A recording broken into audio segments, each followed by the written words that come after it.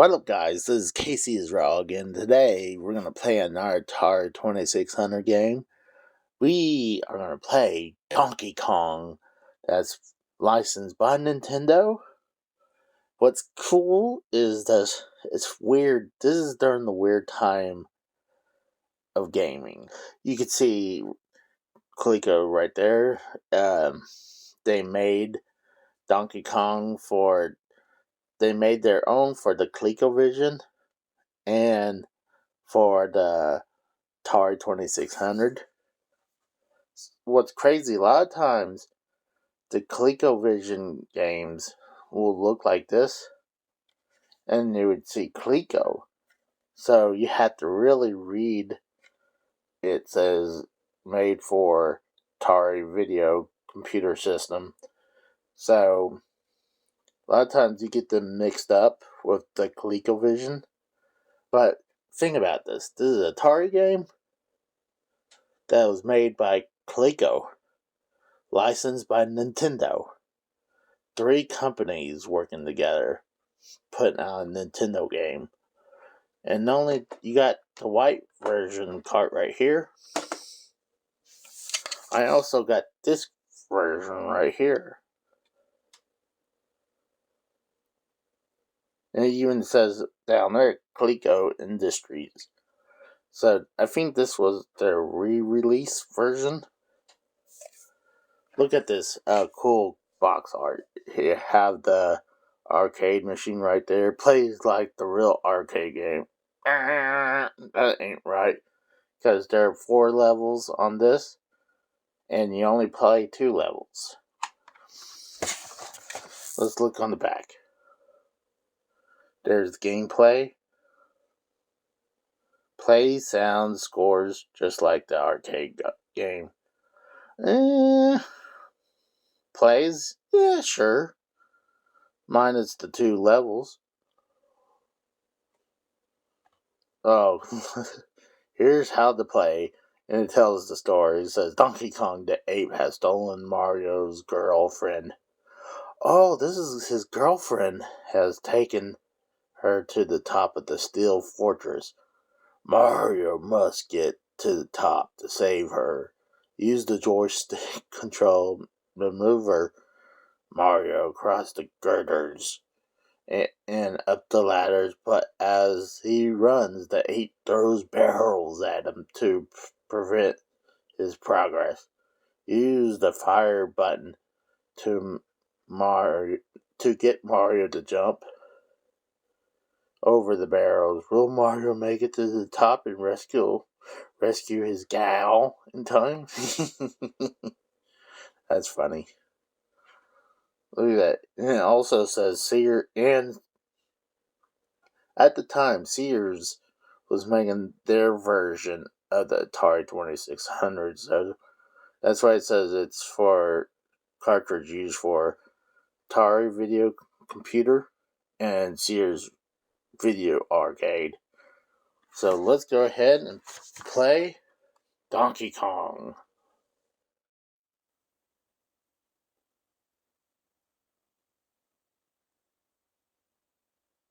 Oh, it changes colors. And it just gets brighter and brighter and brighter. I think this was the first game, or one of the first games that were, they put in there so it won't burn the image into your screen, so it keeps changing it. I could be wrong, but I think that let's say if it's sitting at this screen forever, it would cause those burning screens.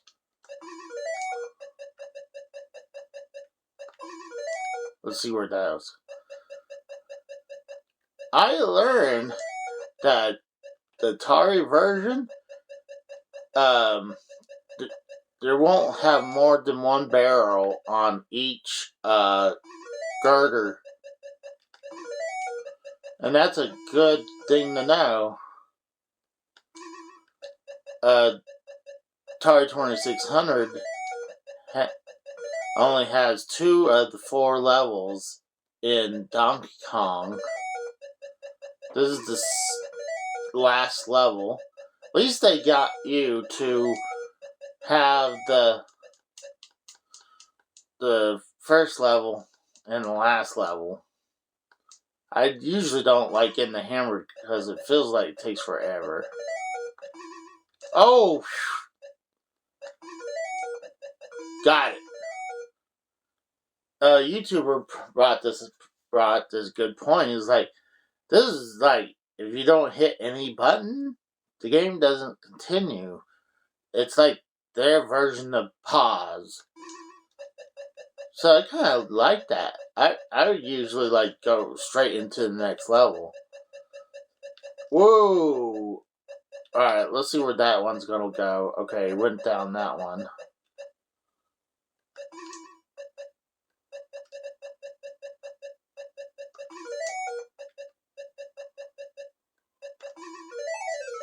Oh, come on. I noticed I go right, his left arm goes up. I go left, his right hand goes up. You go up, he pounds his chest. If you do nothing, he does nothing. And I'm talking about Donkey Kong.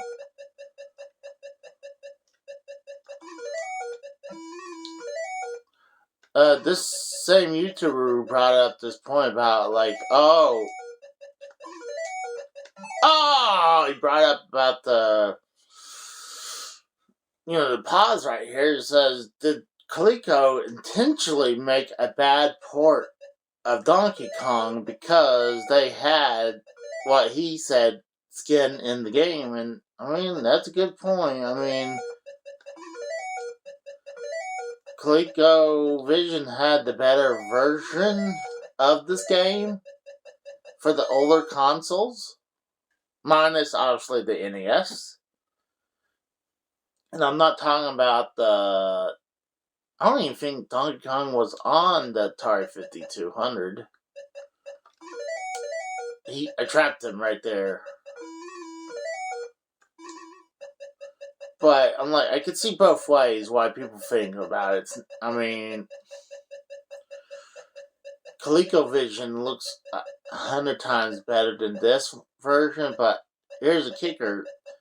This first level on ColecoVision, the level is actually backwards. But it looked better on ColecoVision.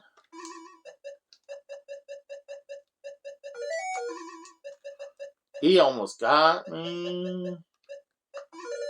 Oh, he got me there, dang it. Now I gotta reset. You actually had to hit go to the 2600 or the 2600 plus what I'm using. Probably the same thing with the Atari 7800 and I'm talking about with this game and hit reset instead of just hitting the action button.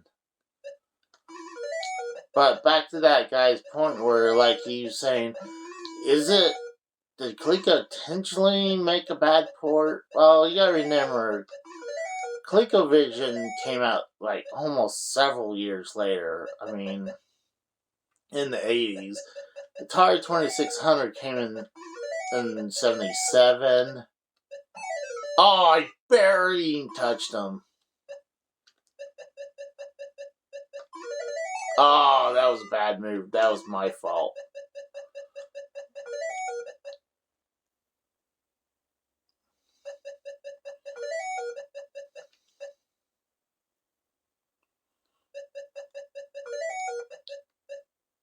Oh, a pixel. A pixel got me. Let's try that again. But he did bring a point that Coleco was actually made more money porting out their games to other consoles than games on their own console. Like they were making more money off the Atari 2600 version of games than making ColecoVision versions. Like that makes sense. That why are you gonna like? I could see both sides. Like you could gimp a port of your game, even though this is Nintendo's game, but Nintendo worked out a deal with Coleco.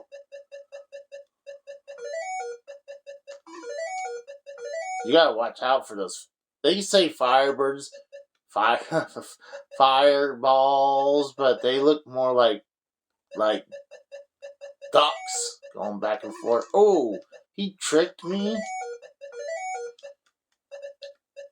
You gotta be careful. One pixel will get you.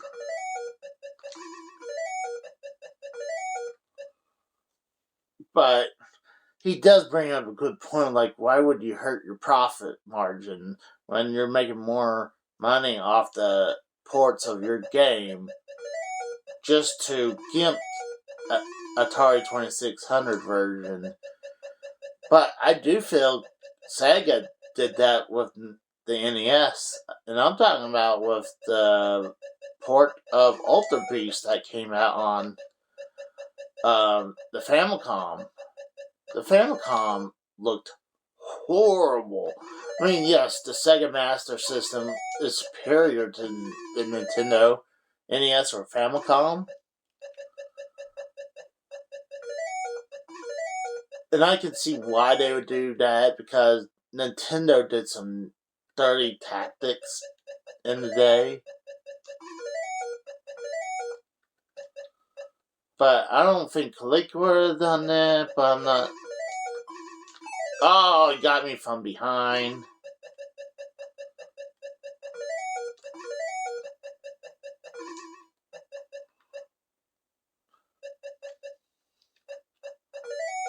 Nintendo, oh my god, during their NES days, they were very, even I think through, like their NES days, they were very, against other people putting their products on their consoles. I mean, at least unlicensed games and anything, like they were very, like, hard against third-party companies. Like, anytime a third-party company wanted to make a game, they had to sign certain rights over that, they couldn't make a game for a different console for several years.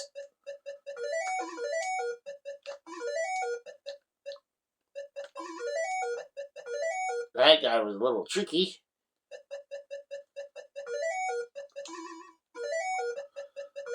I hate getting that hammer. But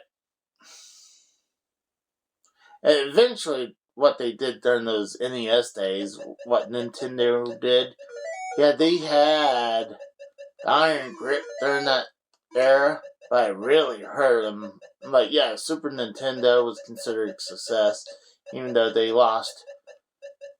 They made 20 million less consoles than they did before with the NES. And that's not counting the Famicom version. So, I mean,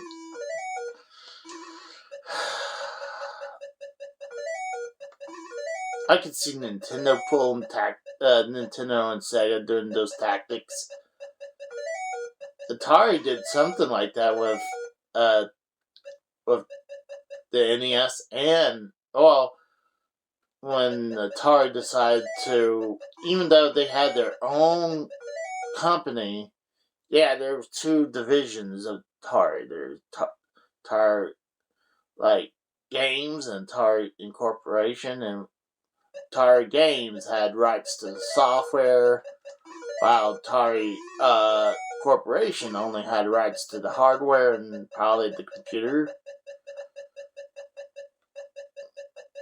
But Atari Incorporation, they wanted to make games again, but they couldn't use the same games that Atari Games had, because even though they share the same name, kind of, they're still two completely different companies at that time, because when the company was split, it was two companies now.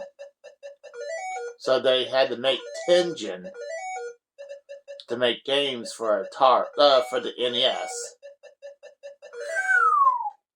He was on my heels.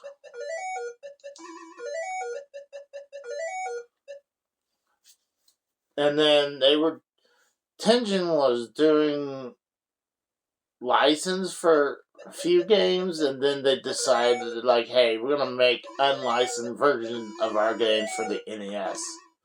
This is the best round I'm having this recording.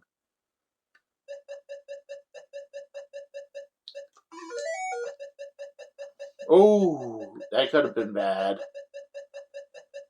Especially if that barrel dropped right there. I'm doing pretty freaking good.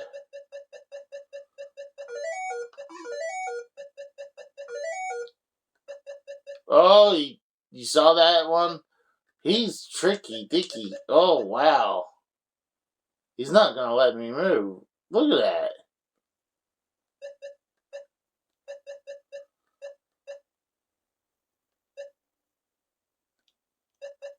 Wow. Ah, dang it. He threw me off. That one did.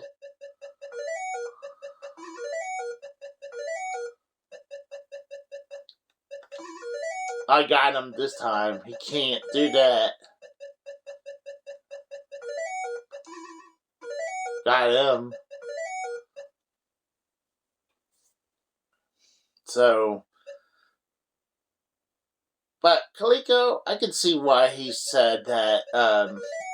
He didn't see why Kaliko would have done that, because it would hurt their profits. I mean, it would have been a dirty tactic, and I could see companies. Oh, that was totally my fault. Okay.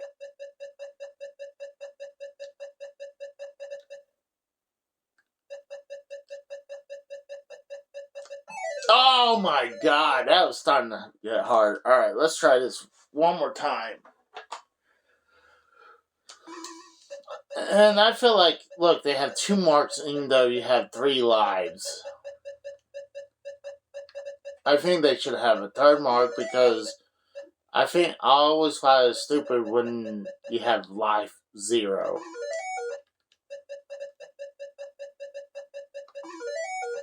Oh, be careful.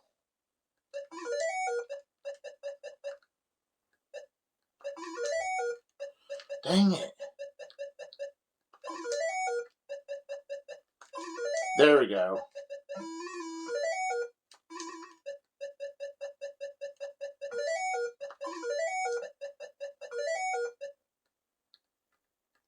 I mean, it's not a bad port. I mean, if you like playing Donkey Kong. Whoa!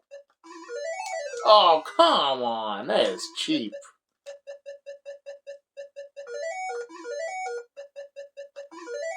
Ooh, he almost had me.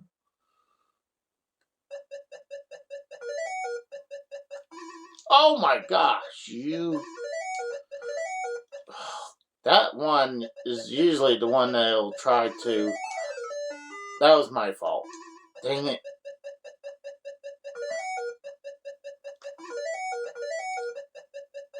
I like to do the zigzag. Oh my god, look at that. That one in the middle will get you. What sucks with the hammer, you can't just move up the ladders. You have to wait until he's done hammering.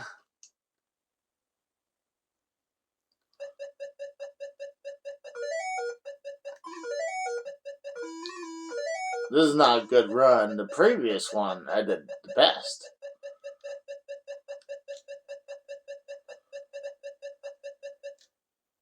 Oh.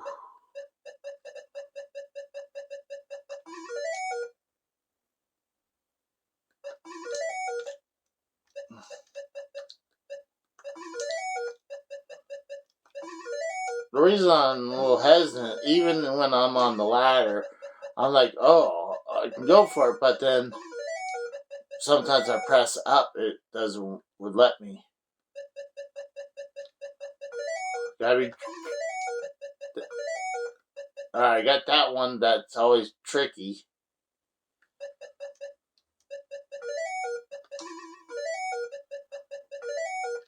God, I hate that hammer. I mean, it saves me with the next one, with that level. Ooh, he double backed on that one. Got it.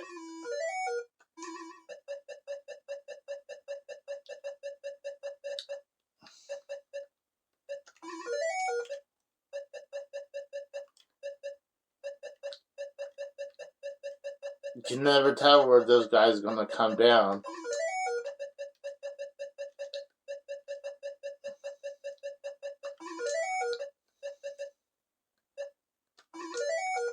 Damn it.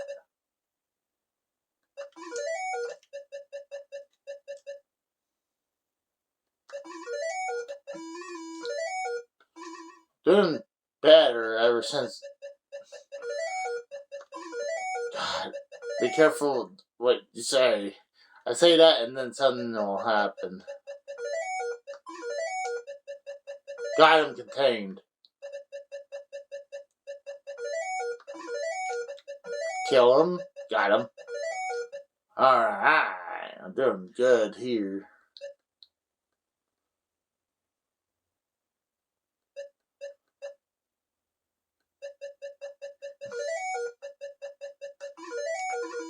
Got it. Doing good. See, because now I'm on life 0.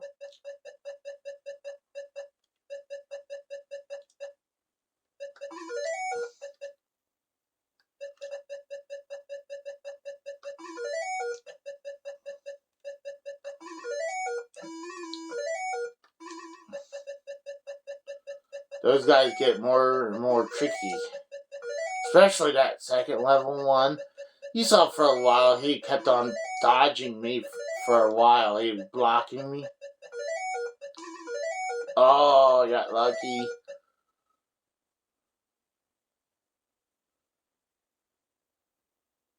Donkey Kong the arcade game, that's really hard. I mean, I got past the first the first round, where the first 4 levels, and then it's almost impossible for me to get past that. Oh. Seems like they're coming faster.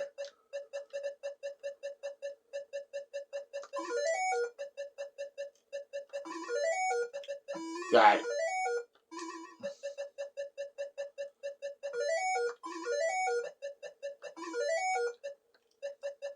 Whoa.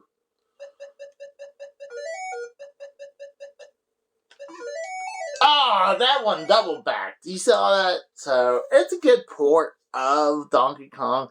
Is it the greatest? No, definitely not. Honestly, I mean, the best ports of Donkey Kong that I know right now is the NES, obviously.